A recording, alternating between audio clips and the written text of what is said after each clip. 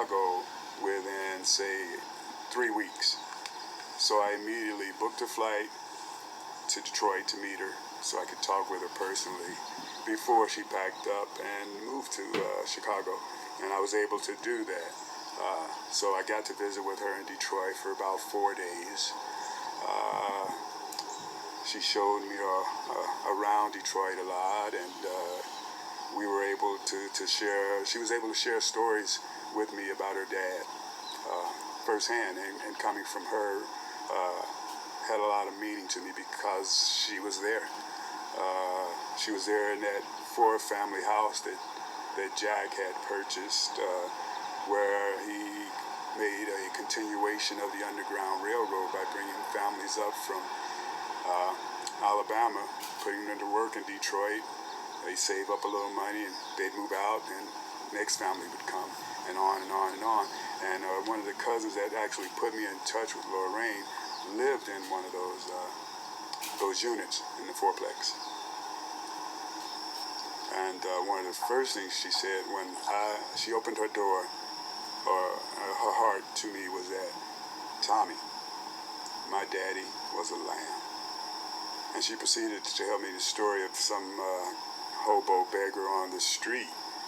And she was walking with her dad, and her dad stopped to talk to this guy, and how she was tugging at him. "No, don't stop. Come on, keep moving on, keep moving on." And, honey, wait, talk.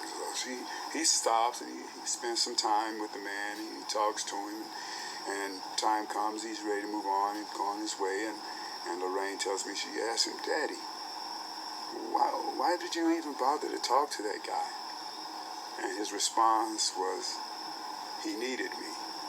How did it feel to see Edward's name on a plaque among all the other great African-American icons? Wow. It was a very, very touching moment. Made me very proud. I would say it has given me the inspiration to carry me from this day forward to the day I die. He was in position to be, quote unquote, the next top Negro leader at the time of his assassination. I would say that I conducted an investigation on my own, and from my research and from my readings,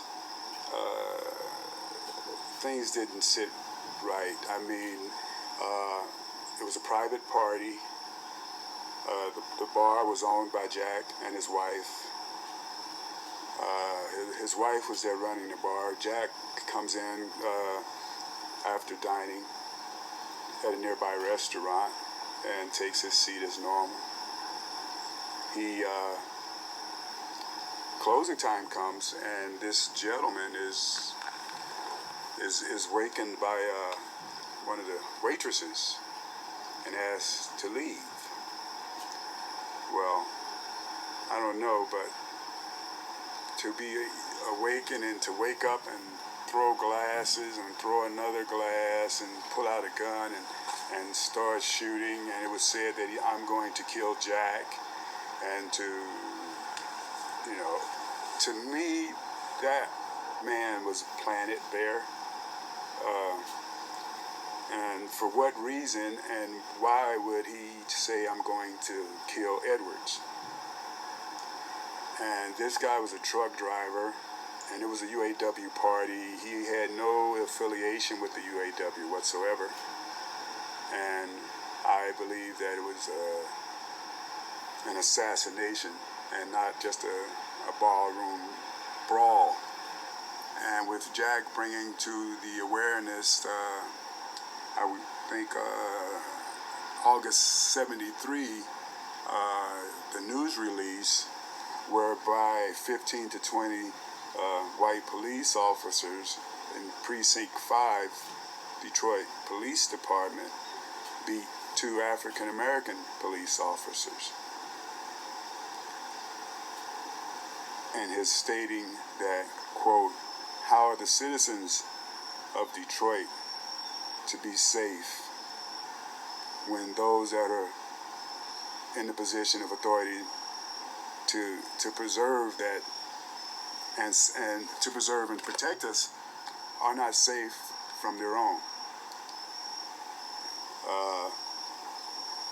With him trying to form the group to police the police and meet with the mayor. Well, there was a mayor that went out and a new mayor that came in pretty close to around that same period of time.